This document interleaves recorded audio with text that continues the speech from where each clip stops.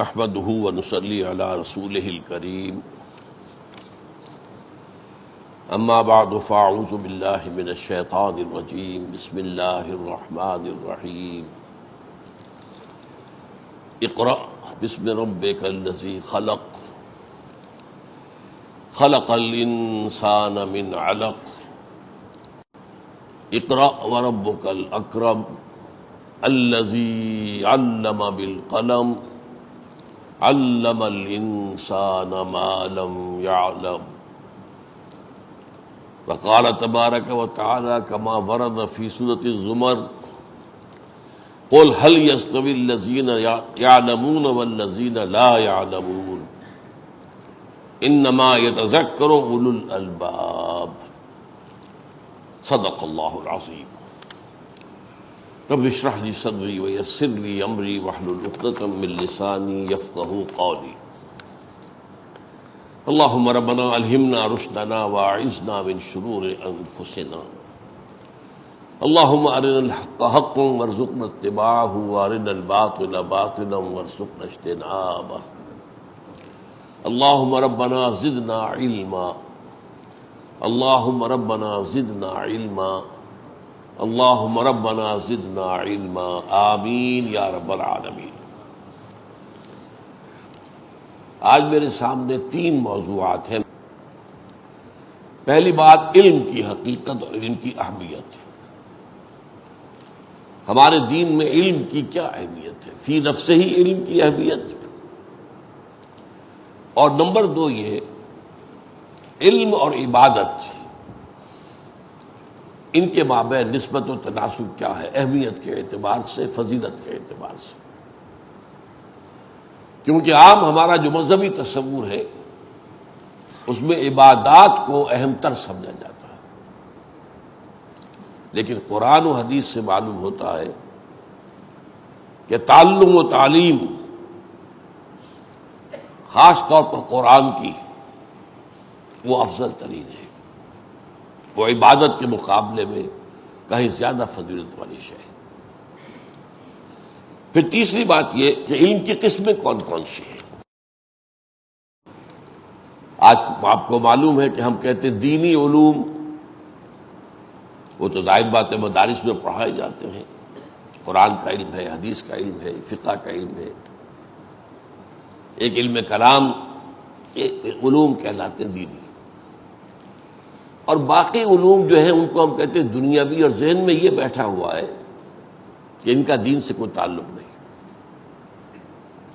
چنانچہ فزکس ہو، کیمسٹری ہو، جیولوجی ہو، زوالوجی ہو، botany ہو، ہم نہیں سمجھتے کہ یہ دینی علوم ہے۔ تو آج میں اس کی بھی چاہتا ہوں کہ اس تصور کی بھی اصلاح ہو جائے۔ جہاں تک علم کی اہمیت کا تعلق ہے، سورہ علق کی 5 آیات ہی کافی ہے۔ پچھلی مرتبہ میں عرض کر چکا ہوں کہ پہلی وحی ہے، اس پر اجماع ہے، اور اس میں نہ کہیں نماز کا ذکر ہے، نہ ذکر کا ذکر ہے، نہ کہیں زکوٰۃ کا ذکر ہے، نہ کہیں روزے کا ذکر ہے، نہ کہیں حج کا ذکر ہے۔ علم 2 دفعہ صیغہ امر اقرا پڑھو، اقرا بسم ربک الذی خلق خلق الانسان من علق اقرا وربک الاکرم۔ پھر 2 مرتبہ علم آ رہا ہے، وربک الاکرم الذی علم بالقلم علم الانسان ما لم یعلم۔ اس سے اندازہ ہو جانا چاہیے کہ ہمارے دین میں علم کی کیا اہمیت ہے، کیا قدر و منزلت ہے، کیا اس کا رتبہ ہے، کیا اس کا مقام ہے۔ تو ایک آیت کا ایک چھوٹا سا ٹکڑا میں نے آپ کو سنایا ہے سورہ زمر سے، قل هل يستوي الذين يعلمون والذين لا يعلمون وانما يتذكر اولو الالباب۔ اے نبی ان سے کہیے، پوچھئے کیا برابر ہے وہ جو علم رکھتے ہیں اور وہ جو علم نہیں رکھتے؟ یقیناً تذکر تو وہی حاصل کرتے ہیں یا کر سکتے ہیں جو اولو الالباب ہو، ہوش مند ہو، عقل مند ہو۔ تذکر یتذکر اولو الالباب۔ قرآن مجید میں کہیں آتا ہے الذین یعقلون، وہ لوگ جو عقل سے کام لیتے ہیں. تو میں آیت بھی بعد میں آپ کو سناؤں گا، جس سے میں نے ایک نام دیا ہے آیت الآیات. بہرحال یہ بات تو جہاں تک علم کی اہمیت کا تعلق ہے، میں آپ کو 2 حدیثیں بھی سنانا چاہتا ہوں، بلکہ 2 تو چھوٹی چھوٹی جو عام طور پر بھی لوگوں کو یاد ہے. طلب العلم فریضۃ علی کل مسلم و مسلمۃ. یہ بعد میں ہم طے کریں گے اس سے مراد کون سا علم ہے، ابھی جبکہ اقسام کی بات ہوگی، لیکن مجرد علم آ رہا ہے یہاں پر. طلب العلم فریضۃ علی کل مسلم و مسلمۃ.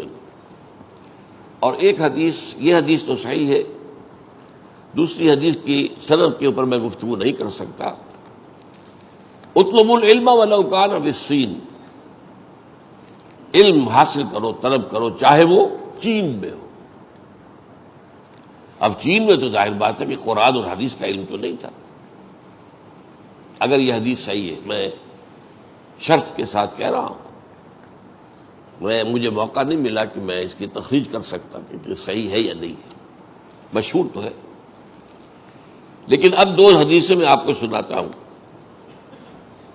یہ حدیث امام احمد نے، امام ترمذی نے، امام ابو داؤد نے، امام ابن ماجہ نے، امام دارمی نے حضرت ابو الدرداء رضی اللہ تعالی عنہ سے روایت کی ہے. من سلک طریقا یطلب فیہ علما سلک اللہ بہ طریقا من طرق الجنہ. جس شخص نے کوئی سفر اختیار کیا جس میں کہ وہ علم کا طالب تھا، وہ جاننا چاہتا تھا، علم حاصل کرنا چاہتا تھا، اس کے لیے سفر کیا ہے، تو اللہ تعالیٰ اس کے اس سفر کی برکت سے اس کے لیے جنت کا ایک راستہ آسان کر دے گا. وَإِنَّ الْمَلَائِكَةَ تَضَعُ أَجْنِحَتَهَا رِضًا لِطَالِبِ الْعِلْمِ. اور فرشتے بھی اپنے پروں کو جھکا لیتے ہیں طالب علم کے لیے اپنی رضا اور اپنی خوشی کا اظہار کرنے کے لیے. وَإِنَّ الْعَالِمَ، اور یقیناً عالم، یستغفر لہ من فی السماوات و من فی الارض، اس کے لیے استغفار کرتے رہتے ہیں وہ سب جو آسمان میں ہیں اور وہ سب جو زمین میں ہیں. والحیتان فی جوف الماء، یہاں تک کہ پانی کے اندر جو مچھلیاں ہیں وہ بھی ان کے لیے استغفار کرتی ہیں. وَإِنَّ فَضْلَ الْعَالِمِ عَلَى الْعَابِدِ. اب یہ دوسرا مضمون آ گیا ہے، اس کا ایک ٹکڑا یہاں آ گیا، باقی 2 حدیثیں میں آپ کو اور بھی سناؤں گا. وَإِنَّ فَضْلَ الْعَالِمِ عَلَى الْعَابِدِ. اب یہ 2 کیٹیگری، عالم، عابد. ایک شخص جو عبادت گزار ہے، ظاہر بات ہے کہ ہر ایک کو نماز روزہ فرض جو ہے وہ تو کرنا ہی ہے، لیکن اس کے اضافی نوافل اور نفلی روزے، یہ سارے جو ہے اس کے ذریعے سے وہ ریاضت کے ذریعے سے وہ اپنی روحانی ترقی حاصل کرتا ہے. عابد عبادات کرنے والا، اور عالم علم رکھنے والا. وَإِنَّ فَضْلَ الْعَالِمِ عَلَى الْعَابِدِ كَفَضْلِ الْقَمَرِ لَيْلَةَ الْبَدْرِ عَلَى سَائِرِ الْكَوَاكِبِ. اس عالم کو عابد پر وہی فضیلت حاصل ہے جو 14ویں رات کے چاند کو باقی ستاروں پر حاصل ہے. اب یہ ریشیو پروپورشن ذہن میں رکھیے. پھر نوٹ کر لیجیے، ابھی گفتگو ہمیں کرنی ہے علم سے مراد کیا ہے اور علم کی کون کون سی قسمیں ہیں، ان میں مقدم کون سا ہے اور اس کے بعد مؤخر کون. یعنی یہ تیسری بات ہوگی ہماری. لیکن ابھی آپ علم کی اہمیت، علم کا جو مقام اور مرتبہ ہے ہمارے دین میں، اس کو سمجھیے. ایک اور حدیث سنیے. فضل العالم، یہ ترمذی کی روایت ہے حضرت ابی امامہ باہلی سے. فضل العالم علی العابد کفضلی علی ادناکم عالم کو عابد پر وہی فضیلت ہے جو مجھے حاصل ہے تم میں سے کسی ادنا انسان پر. اب اس سے معاملہ کہاں سے کہاں پہنچ گیا. ادنا انسان سے مراد عام انسان نہیں، ظاہر بات ہے صحابی ہوگا، اور صحابی کے لفظ کے ساتھ ادنا کا لفظ مجھے اچھا نہیں لگا بولنا، اس لیے میں نے انسان کا لفظ ڈال دیا ہوا. مراد کیا؟ صحابی. ادنا کم، تم میں سے، تم میں سے جو کم ترین. اب وہ کم ترین کس اعتبار سے ہوگا؟ علم میں ہو سکتا ہے، دین میں، عبادات میں، تفقہ میں، فہم میں، انہی میں ہو سکتا ہے. ہمارے ہاں جو کم ترین کا تصور پیسے سے تو نہیں ہے کہ پیسہ جس کے پاس ہے وہ اعلیٰ ہے اور پیسہ جس کے پاس نہیں ہے وہ کم ترین ہے، نہیں. بہرحال لیکن حضور کے الفاظ یہی ہیں، فضل العالم علی العابد کفضلی علی ادناکم وَإِنَّ اللَّهَ وَمَلَائِكَتَهُ وَأَهْلُ السَّمَاوَاتِ وَالْأَرْضِ حَتَّى النَّمْلَةُ فِي جُحْرِهَا وَحَتَّى الْحُوتُ لَيُصَلُّونَ عَلَى مُعَلِّمِ النَّاسِ الْخَيْرِ. اور یقیناً اللہ اور اس کے فرشتے اور تمام آسمانوں والے اور تمام زمین والے، یہاں تک کہ چیونٹیاں اپنے بلوں میں اور مچھلیاں پانی میں، معلم الناس الخیر، جو شخص لوگوں کو خیر کی تعلیم دے، ان پر رحمتیں نازل کرتے رہتے ہیں، صلاۃ درود. اب یہ ہے مقام ہمارے دین میں علم کا، اور عالم اور عابد کے درمیان یہ ہے ریشو پروپورشن. اب آئیے تیسری بات جو اہم ترین ہے، علم کی اقسام کون کون سی ہیں. دیکھیے علامہ ابن خلدون کا ایک قول بہت معروف اور مشہور ہے، العلم و علمان، علم الادیان و علم الابدان. علم دو طرح کے ہیں، ایک دینوں کا علم، ادیان کا علم، دین کا علم، اور ایک ابدان، فزیکل جو چیزیں ہیں دنیا میں، مادی چیزیں، بدن، فزیکل اینٹیٹیز، ان کا علم. ایک ہے کائنات کا علم، ایک ہے علم ہدایت. یہ دو علم. اب اس کو میں ذرا آپ کے لیے عام فہم بنانے کے لیے، ایک علم ہے جو انسان حاصل کرتا ہے خود قدم بقدم چل کر. یہ جو اس کائنات کا علم ہے یہ بہت ہی تدریج سے انسان نے حاصل کیا، تھوڑا تھوڑا تھوڑا تھوڑا تھوڑا تھوڑا، قدم قدم چل کر. اور اس کا ذریعہ کیا ہے؟ آنکھوں سے دیکھو، کان سے سنو، دماغ سے اس کو اینالائز کرو، تجزیہ کرو، نتیجہ نکالو، اور اس سے اپنے ذہن میں محفوظ کر لو. پھر اور دیکھو، اور سنو،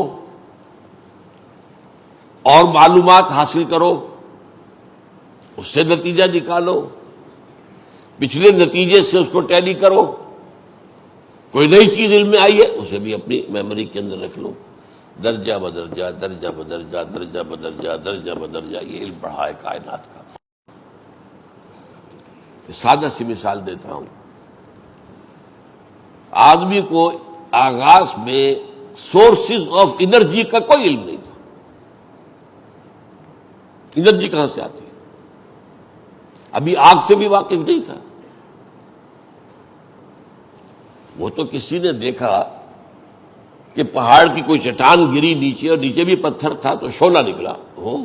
یہ کیا ہے؟ پھر اس نے دو پتھروں کو لے کر ٹکرایا، اس سے نکل آیا، آگ ایجاد ہو گئی.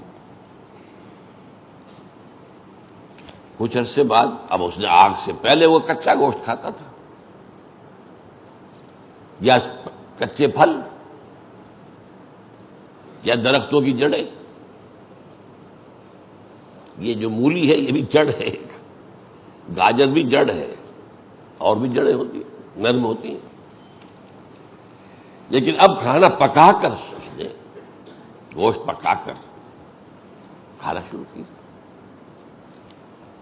اس کے بعد کبھی دیکھا کہ ایک ہنڈیا ہم نے رکھی تھی، چولہے پر آگ چل رہی تھی، اس میں پانی تھا، اس پر ڈھکن ہلنے لگا، کہ یہ کس نے ہلایا اس کو؟ کوئی ہلانے والا تو نظر نہیں آیا، معلوم ہوا اسٹیم، یہ جو بھاپ ہے اس میں طاقت ہے۔ اب بھاپ کے انجن بن گئے، اسٹیم انجنز چل رہے ہیں، کتنی بڑی بڑی ٹرینز کو لے کر دوڑتے ہوئے جا رہے ہیں، دندناتے ہوئے، خیبر میل جا رہا ہے۔ یہ ایجاد کیا تھی؟ Steam engine. اس سے پہلے آدمی سمندر میں سفر بھی کرتا تھا تو بادبانی کشتیاں ہوتی تھی، وہ ہوا کے رحم و کرم پر ہے، ہوا ٹھیک چل رہی ہے تو ٹھیک ہے، ورنہ تو غلط، آپ کے بس میں تو کچھ بھی نہیں۔ اب اس کے بعد دخانی کشتیاں، دخانی جہاز ایجاد میں آ گئے۔ اب آپ اپنے اس اسٹیم انجن کے ذریعے سے خود جدھر چاہتے جا رہے ہیں۔ اس کے بہت عرصے بعد بجلی ایجاد ہو گئی،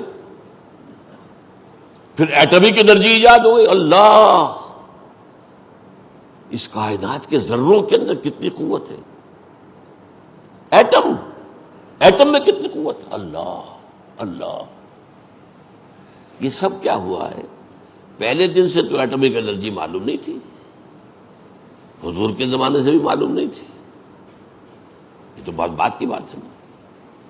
یہ علم ہے علم الاشیاء، چیزوں کا علم، علم الابدان۔ اب ہم عام عرف میں کیا کہیں گے؟ سائنسی علم، عام اس وقت جو عرف عام ہے۔ اچھا، اس علم کا منبع کون ہے؟ کس نے سکھایا یہ علم؟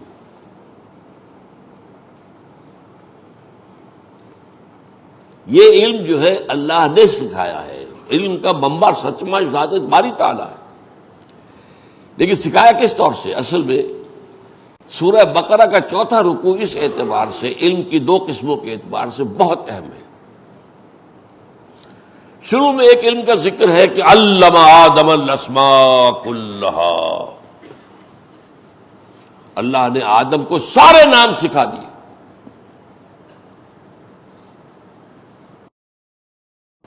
یہ جو ساری اشیاء کا علم دے دیا گیا، اشیاء ناموں کے حوالے سے ہوتی ہے نا، یہ کیا ہے میز، یہ کیا کرسی، ناموں سے پہچانتے ہیں نا۔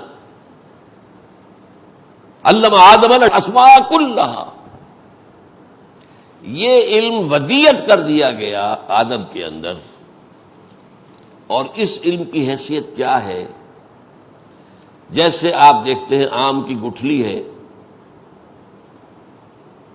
آپ نے اس کو زمین میں بو دیا تھا، اس میں سے 2 پتیاں نکلی، پھر آپ نے کھاد واد ڈالی، وہ ایک جو ہے تنا بنا، آگے چڑھا، تناور درخت بنا، اس میں آم لگے۔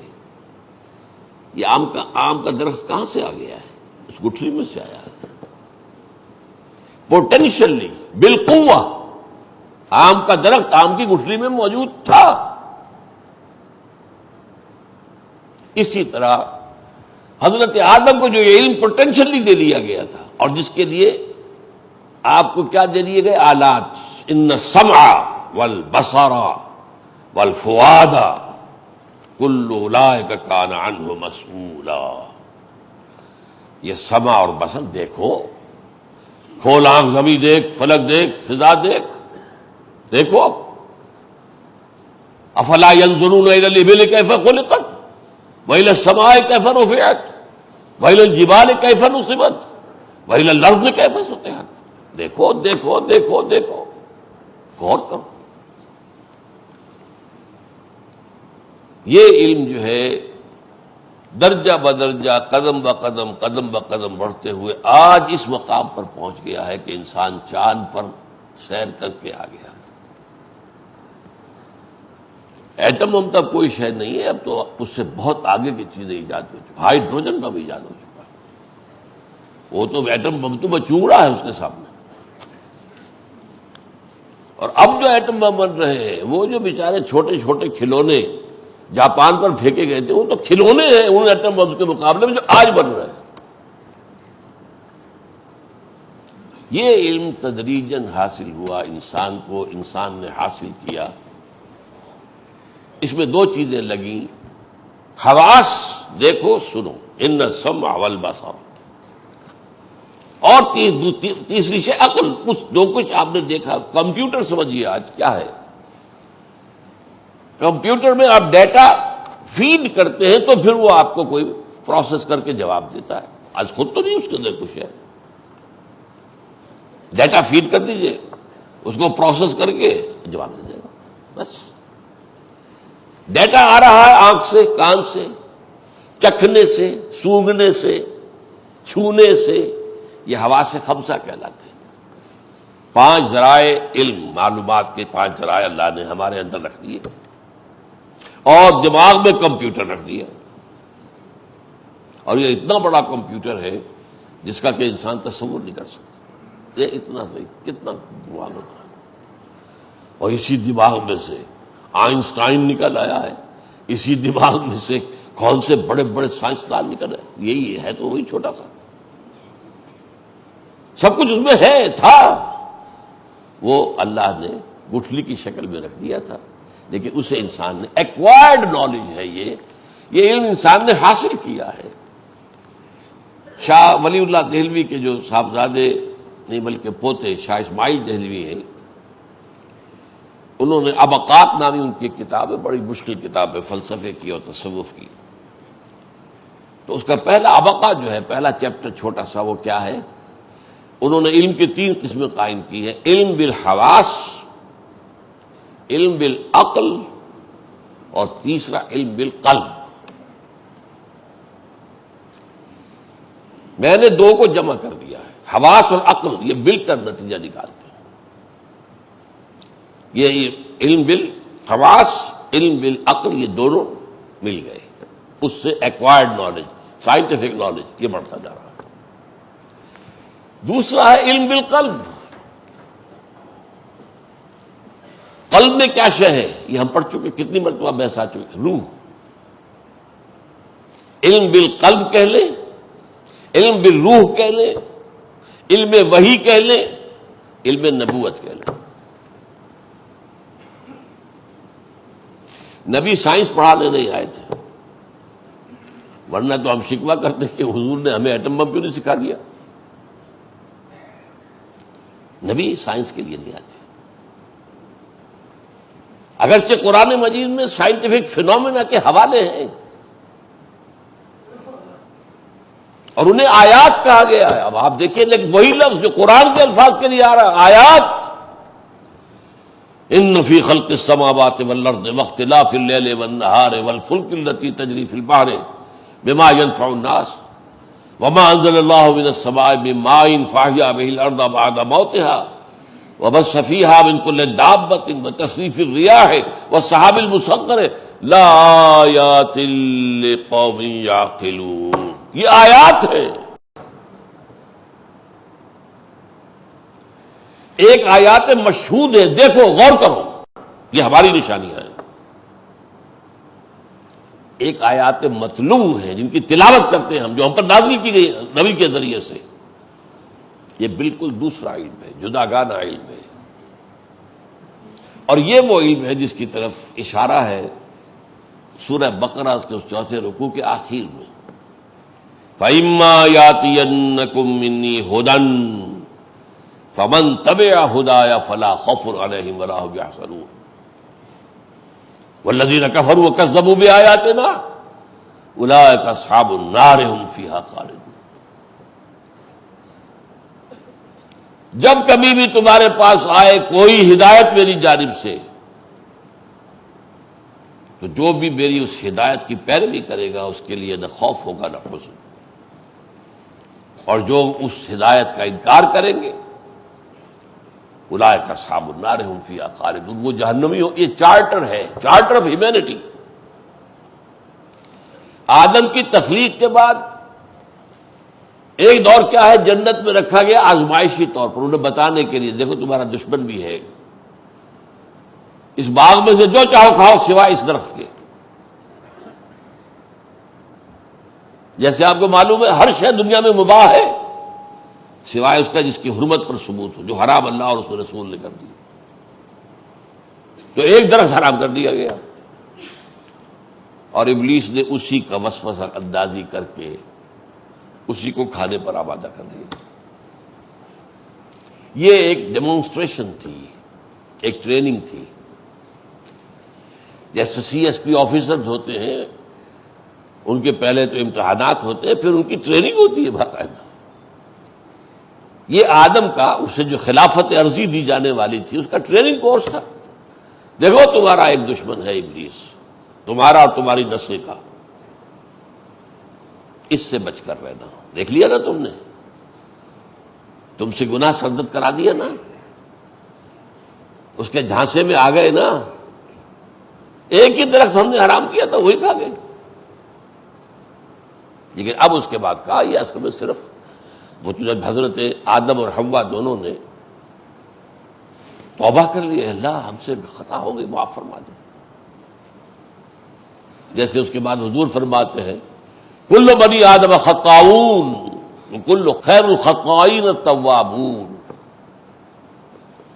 آدم اور ابلیس کا بنیادی فرق یہی ہے، ابلیس نے بھی جرم کیا، اللہ کے حکم عدولی کی سجدہ نہیں کیا آدم کو، لیکن پھر توبہ نہیں کی، اڑ گیا۔ انا خیر منہ، میں اس آدم سے بہتر ہوں، افضل ہوں، مجھے تو نے آگ سے بنایا ہے، اسے مٹی سے بنایا ہے، نچلوں میں سب سے نیچا اسفل سافلین پڑھ چکے کہ نہیں؟ میں کیوں سجدہ کروں گا؟ آدم سے اور حوا سے غلطی ہوئی، پھر معافی مانگے، اللہ ربنا اننا ظلمنا انفسنا وان لم تغفر لنا وترحمنا لنكونن من الخاسرین۔ اور کیا ہے فتلقى آدم من ربہ کلمات فتاب علیہ، صاف ہو گیا گناہ کا معاملہ۔ التائب من الذنب کمن لا ذنب لہ، یہ میں ایک موقع پر توبہ کی عصمت پر درس کر دے چکا ہوں۔ گناہ سے توبہ کرنے والا ایسا ہے جیسے اس نے گناہ کیا ہی نہیں، صاف ہو گیا کلین سلیٹ کے ساتھ۔ اب یہ عیسائیوں والی بات نہیں ہے کہ وہ گناہ کا بوجھ لے کر، انسانوں کا ہر بچہ جو پیدا ہو رہا ہے پیدائشی طور پر گناہ گار ہے، اس لیے کہ آدم اور حوا کی نسل سے ہے، اور وہ گٹھڑی لے کر آیا گناہ کی۔ لا حول ولا قوت الا باللہ۔ قرآن نے کلین سلیٹ کہی ہے، وہ تو صاف ہو گیا تھا، معافی مانگ لی، استغفار کیا، معاف کر دیا۔ فتلقى آدم من ربہ کلمات فتاب علیہ انہ هو التواب الرحیم۔ اب اس کے بعد کا اصل میں اب اترو، اس پر یہ پھر کبھی گفتگو ہوگی، اترو سے مراد کیا ہے۔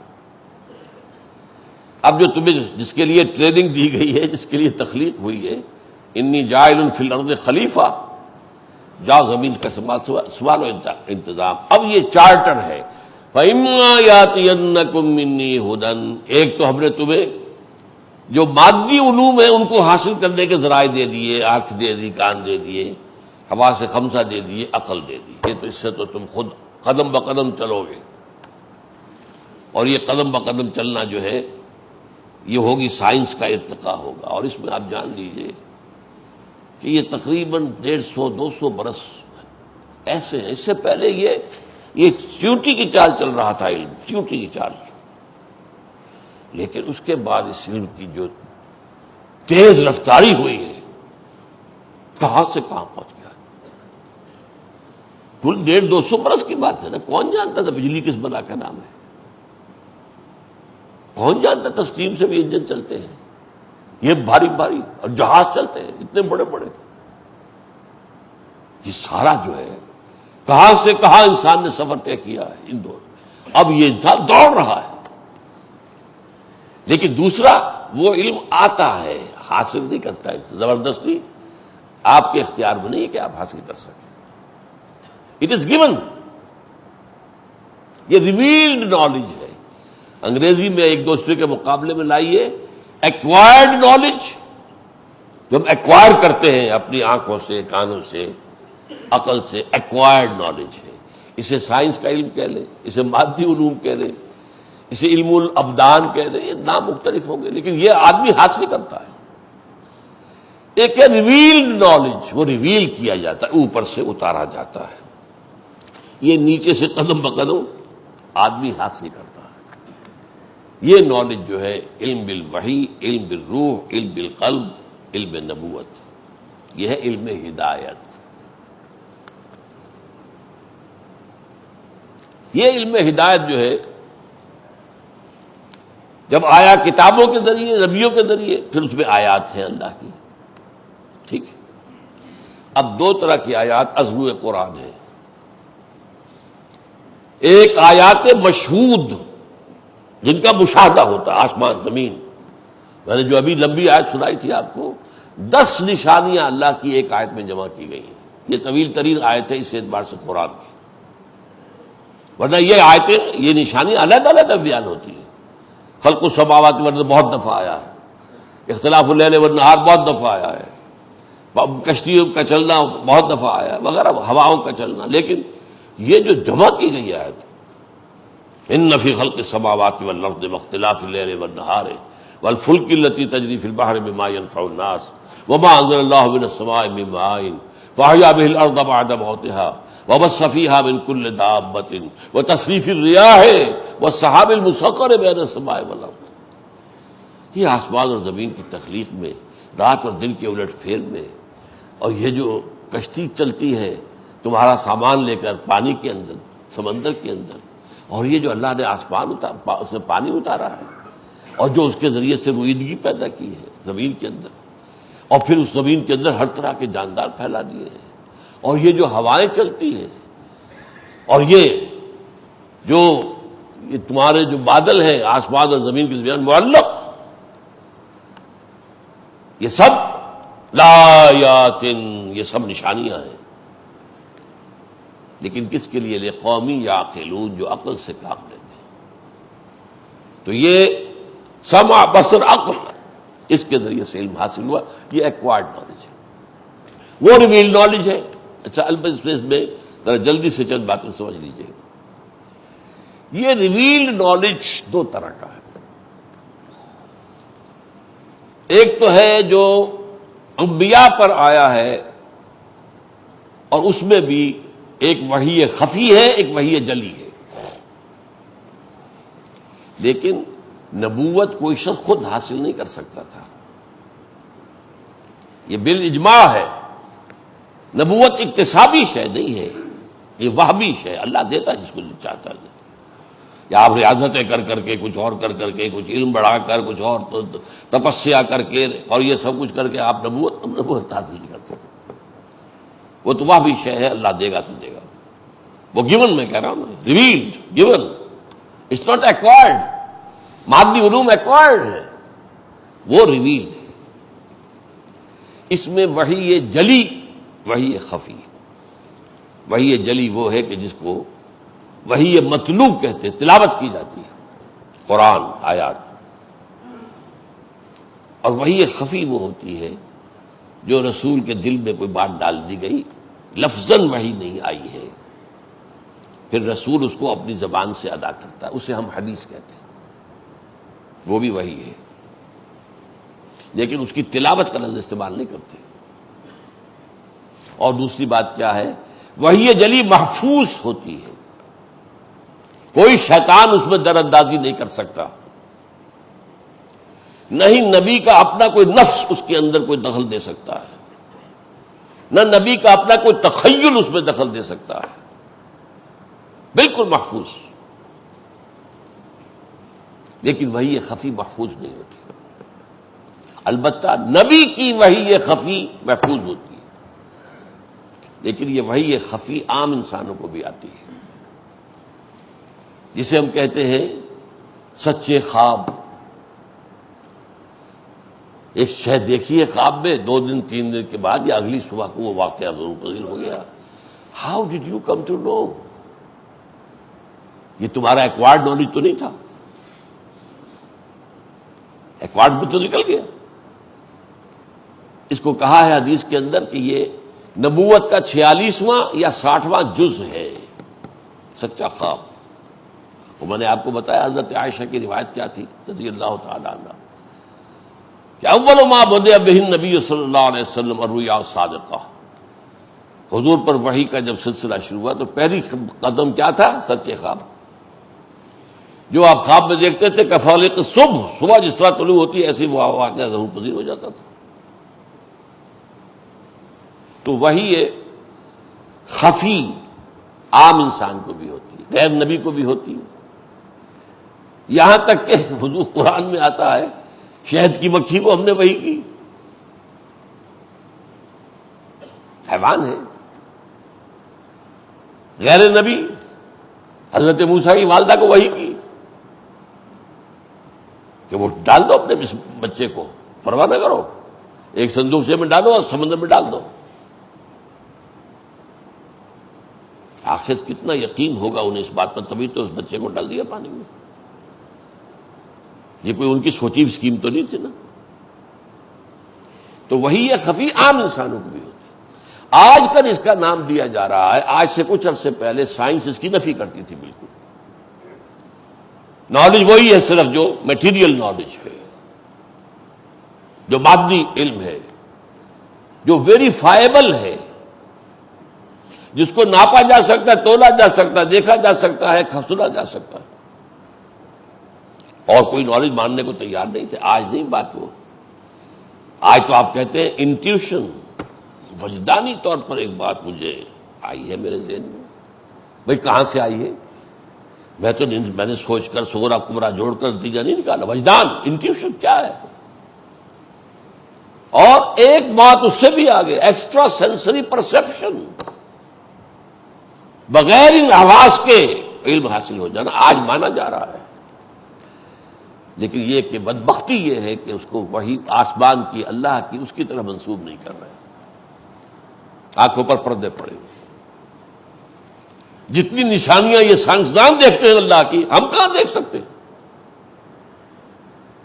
جو مائکروسکوپ کے اندر بڑا سائنسدان بیٹھا ہوا کسی بہت سپر مائکروسکوپ میں دیکھ رہا ہے، وہ میں اور آپ تو نہیں دیکھ سکتے. جو ٹیلیسکوپ کے اندر دیکھ رہا ہے کوئی سائنسدان، وہ ہم تو نہیں دیکھ سکتے.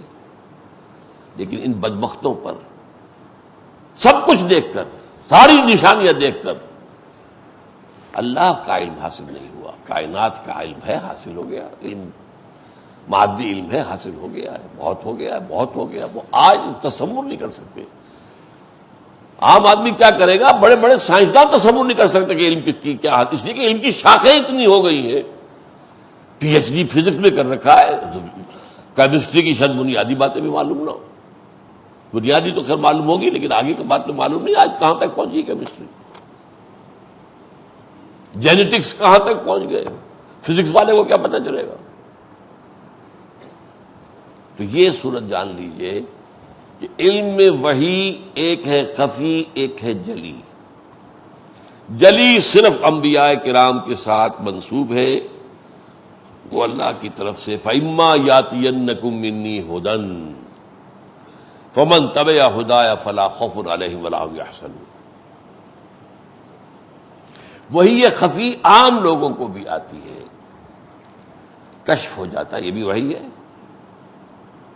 حضرت عمر نے جو دکھا دیا اللہ نے، وہ جو اس وقت شام کے اندر محاذ تھا، اور وہاں آپ نے یا ساریہ تو للجبل، کیا کر رہے ہو ساریہ، کیا غلطی کر رہے ہو، پہاڑ کو رکھو اپنی پشت پر. ان کے پاس تو کوئی طاقت نہیں تھی اس کے لیے کہ وہ پہنچا دیتے. یہ بھی وہی. تو کشف ہے، الہام ہے، رؤیا صادقہ ہے. یہ وہی ہے. یہ وہی ہے، نبی کے ساتھ خاص نہیں ہے، یہ عام لوگوں کو بھی آتی ہے. لیکن غیر نبی کی وہی محفوظ نہیں ہے، وہی خفی. وہی کی وہی خفی بھی محفوظ ہے، یعنی اس میں اس اعتبار سے محفوظ نہیں ہے جس طرح کے قرآن وحی جلی محفوظ ہے کہ اس کے اندر ایک حرف کا بھی فرق نہیں ہو سکتا. حدیث میں نے آپ کو بتایا تھا جب میں نے شروع کیا تھا درس 40-90 کا، حدیث اس معنی میں محفوظ نہیں ہے. ایک ہی واقعہ ہے حدیث جبرائیل میں، لیکن کتنے صحابہ اسے نقل کر رہے ہیں اور کتنا فرق ہے اس میں.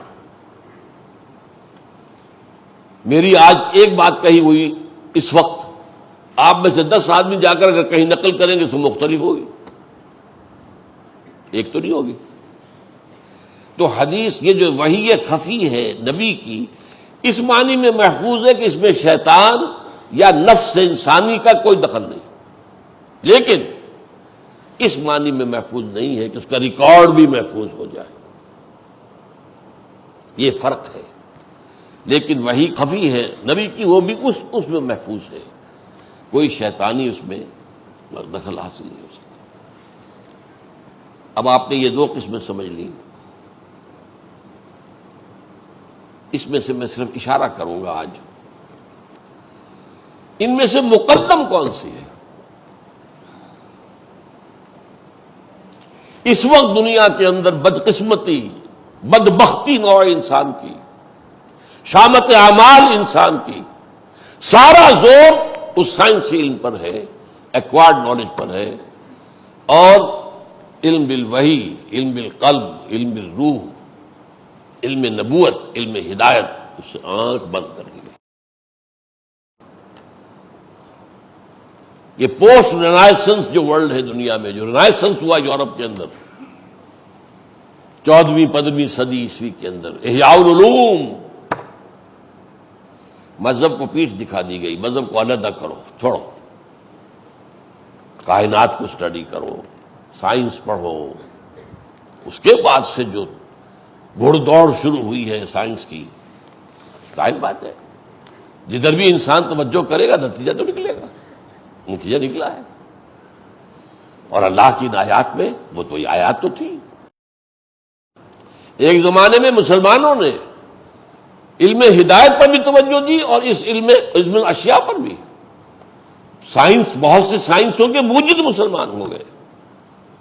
اس کے بعد ہم سو گئے، یورپ کو ہم نے جگا دیا، ہسپانیہ کی یونیورسٹیوں کے ذریعے سے انہیں بیدار کر دیا، روشنی وہاں پھینک دی۔ قرطبہ اور غرناطہ اور طلیطلہ، یہ یونیورسٹیاں، کارڈووا، گریناڈا، ٹولیڈو، یہاں سے آرام سے ہو گئے، عیش، محل تعبیر ہو گئے، عیاشیاں ہو رہی۔ اس کے بعد جو علم وہاں شروع ہوا ہے، اس علم نے صرف سائنٹیفک نالج کو اپنا مرکز بنایا، اور پھر وہ جہاں تک پہنچ گیا ہے، میں بتا چکا ہوں، علامہ اقبال نے اس کو خوبصورتی سے ادا کیا ہے، عروج آدم خاکی سے انجم سہمے جاتے ہیں کہ یہ ٹوٹا ہوا تارا مہ کامل نہ بن جائے۔ یہ آدم خاکی کا عروج ہے، چاند کو اپنے قدموں تلے روند کے آ گیا ہے، اور کمند ڈال رہا ہے، مریخ پر ڈال رہا ہے، مریخ کا بھی چکر لگا کر تو آ گیا ہے، اترا نہیں ہے۔ وہ تو کہاں تک جا رہے ہیں اسپوٹنک اسٹوڈنٹس کا آپ کو اندازہ ہی نہیں ہے۔ نئی جو ہے گیلیکسیز ایجاد ہو رہی ہیں، نئی منکشف ہو رہی ہیں۔ آپ نے پہلے ایک ٹیلیسکوپ ایجاد کی، اب اس سے زیادہ دور مار کرنے والی ایجاد ہو گئی، اب آپ کو جو اور گیلیکسیز نظر آ رہی ہیں، وہ trillions and trillions of light years ہم سے فاصلہ ہے ان کا۔ اور پھر انہوں نے جو ایجاد کیے ہتھیار، علم ہدایت سے جب آنکھیں بند کر لیں، اب نتیجہ سمجھیے وہ کیا ہوا۔ سائنس سے جو ترقی حاصل ہوتی، وہ اگر علم ہدایت کے تابع رہتی، وہ رحمت خداوندی کا منظر ہوتی۔ علم ہدایت کو آپ نے ایک طرف ڈال دیا تو سائنس کی ترقی انسان کی ہلاکت کا ذریعہ بن گئی۔ اور اسی علمی ترقی اور سائنسی ترقی کا نام دجالیت ہے۔ یہ جو دو آنکھیں اللہ نے دی تھی نا، ایکوائرڈ نالج، ریویل نالج، ایک آنکھ آپ نے بند کر دی، یہی دجال ہے، ایک آنکھ والا کانا۔ اللہ نے دو دی تھی، ایک شخص بھی آئے گا دجال، وہ علیحدہ بات ہے، لیکن یہ ایک مناسبت بتا رہا ہوں آپ کو۔ اللہ نے دو آنکھیں دی تھی، آپ نے ایک کو بند کر کے ایک چوپٹ کھل گئی، ہو اس کے کھلنے کی کیا حد ہے۔ ہوائی جہاز ایجاد کر لیا، آج جو ہے 24 گھنٹے کے اندر، اس سے بہت کم میں آپ پوری دنیا کے چکر لگا کے آ جاتے ہیں۔ کیا کچھ ایجاد ہو چکا ہے۔ اوباما تقریر کرتا ہے واشنگٹن میں، ہم یہاں بیٹھ کر دیکھتے ہیں، سنتے ہیں، کیا کچھ ایجاد۔ لیکن اسی کا نام دجالیت ہے۔ جب علم بالوحی، اما یاتینکم منی ہدن، اگر اس کے تابع رہے گی، جو طاقت استعمال ہو وہ اس ہدایت کے تھرو استعمال ہو، تو یہ علم بہت بڑی رحمت ہے۔ یہ غیر دینی علم نہیں ہے، یہ بھی دین کا علم ہے۔ کائنات کس نے بنائی؟ قوانین کس نے بنائے؟ قوتیں کس نے بنائی؟ اللہ نے۔ You are studying the universe, the laws of the universe, the physical laws, the chemical laws. آپ جو ہے نئی سے نئی یادیں، آپ نے آگ پیدا تو نہیں کی ہے، آگ جو ہے اس کا اکتشاف ہو گیا۔ بھاپ پیدا تو نہیں، بھاپ کا آپ کو علم حاصل ہو گیا۔ بجلی تو تھی، بجلی کا علم حاصل ہو گیا۔ وہ ساری چیزیں اس وقت ہیں، اور انہی کی بنیاد پر خلافت کا معاملہ ہے۔ نوٹ کر لیجئے، حکومت انہی کی رہے گی یہاں جن کا ان علوم کے اندر غلبہ ہوگا۔ اس لیے کہ خلافت کا تو فرشتوں کے استفہام پر جواب یہ دیا گیا تھا کہ اللہ تو ایسا بشر بنائے گا اس زمین میں، اس میں فساد پھیلائے گا، خوریزی کرے گا۔ اس نے جواب کیا دیا؟ علم آدم الاسماء کلھا ثم عرضهم علی الملائکہ فقال انبئونی باسماء ہؤلاء ان کنتم صادقین۔ میں نے اسے علم بھی دے رہا ہوں میں ساتھ۔ یہاں اگر ہٹلر پیدا ہوں گے، چنگیز پیدا ہوں گے، تو عیسیٰ اور موسیٰ اور محمد بھی پیدا ہوں گے صلی اللہ علیہ وسلم۔ تو وہ تین کی بات جو میں نے آپ کو بتائی، قسمیں کیوں کھائی ہیں؟ ہاں، انسان پستی میں گرتا ہے، گرتا ہے، گرتا ہے، کوئی انتہا نہیں ہے، لیکن اس کا یہ ثبوت، اس کا نتیجہ یہ نہیں کہ انسان کو ہم نے پیدا ہی گھٹیا کیا۔ لقد خلقنا الانسان فی احسن تقویم ثم رددناہ اسفل سافلین۔ لیکن احسن تقویم کی دلیل چاہیے تو دیکھو ہمارے بندے نوح کو، موسیٰ کو، عیسیٰ کو، محمد کو، والتین والزیتون وطور سینین وہذا البلد الامین۔ تو یہ بات جان لیجئے، اقدم اہم تر یہ علم جو ہے وہ علم بالوحی ہے، لیکن دوسرا علم بھی، اسے آپ علم سے علیحدہ نہیں کر سکتے۔ یہ کائنات کا علم ہے، کائنات اللہ کی بنائی ہوئی ہے۔ ایک مصنف نے اس کے لیے بہت اچھا لفظ استعمال کیا ہے، Quran is the word of God and this universe is the work of God. ٹھیک، ورڈ اینڈ ورک۔ اچھا، اگر ایک عام انسان میں بھی اس کے قول میں اور فعل میں تضاد ہو تو آپ کیا کہیں گے اسے؟ منافق آدمی، کہتا کچھ اور ہے، کرتا کچھ اور ہے۔ اللہ کے قول اور فعل میں کوئی تضاد ہو سکتا ہے؟ تو سائنس اور قرآن میں کوئی تضاد ہو سکتا ہے؟ ناممکن۔ ہاں، قرآن مجید میں جو سائنٹیفک فینومینا بیان ہوئے ہیں ان کے فہم کے لیے ابھی جو مادی علوم درکار تھے ابھی انسان کے پاس نہیں تھے، اس لیے وہ اپنے طور پر اس دور کی سطح کے مطابق ترجمہ کرتا چلا گیا۔ میں نے الگ کے لفظ پر واضح کیا تھا آپ کو۔ تو جیسے جیسے وہ علم کا مادہ بڑھا ہے، سورہ حامیم سجدہ کی آخرت ہے، آخری آیت، سنریہم آیاتنا فی الآفاق فی انفسہم حتی یتبین لہم انہ الحق۔ ہم انہیں دکھائیں گے اپنی نشانیاں، اور دکھائیں گے اور دکھائیں گے۔ سنریہم مستقبل کی بات ہے، قرآن 1400 برس پہلے نازل ہو رہا ہے۔ سائنس کا علم اس وقت کتنا تھا؟ کچھ بھی نہیں تھا۔ سنوریم، اسی سائنس کی طرف تو اشارہ ہو رہا ہے، ایسی ایسی آیات دکھائیں گے جس سے کہ واضح ہو جائے گا کہ واقعی قرآن برحق ہے۔ اس لیے کہ مانا ہے ویسٹرن سائنسدانوں نے، ڈاکٹر مورس بوکائی کی کتاب اہم ترین ہے اس پر، کہ قرآن میں کوئی شے ایسی نہیں ہے جسے سائنس نے غلط ثابت کیا ہو۔ ہاں، قرآن سائنس کی کتاب نہیں ہے، نہیں، سائنس پڑھانے حضور نہیں آئے تھے، وہ تو ہدایت دینے آئے تھے۔ جو علم بھی ہے اس کو استعمال صحیح کرو گے تو اس طور سے کرو گے۔ وہ ہدایت جب اس سے آنکھ بند کر لی گئی تو وہ علم آج دجالیت کی شکل میں دنیا میں آ گیا ہے۔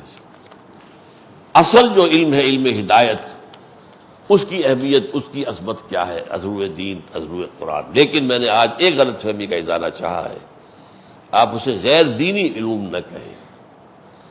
ان علوم کو ہم نے ایک زمانے میں ساتھ ساتھ چلایا، سائنسدان پیدا ہوئے، بڑے سے بڑے سائنسدان، اور وہ سب ہمارے جو ہے موجد ہیں ان سائنسوں کے۔ میڈیسن میں کہاں سے کہاں پہنچے، کیمسٹری تو ایجاد ان کی، الکیمیا، کیمسٹری، الکیمیا نام اس کا ہے۔ الجبرا ایجاد ہے، الجبرا یہ تو ایجاد ہے مسلمانوں کی. فلکیات میں کہاں سے کہاں پہنچے، اسی طرح یہ بصارت کے علم میں کہاں سے کہاں پہنچے، یہ تو مسلمانوں کا. لیکن اس وقت علم ہدایت اور علم وحی ساتھ ساتھ چل رہے تھے. آج جو سب سے بڑی کیلیمٹی ہے، المیہ ہے، ٹریجڈی ہے، ایک علم سے پیٹھ موڑ لی گئی، آنکھیں بند، اور دوسرے علم پر سارا زور. اس سے یہ اب شیطانی علم بن گیا نتیجے کے اعتبار سے، اور دجالی کا فتنے کی بنیاد یہی ہے. اقول قولی ھذا واستغفر اللہ لی ولکم ولسائر المسلمین والمسلمات.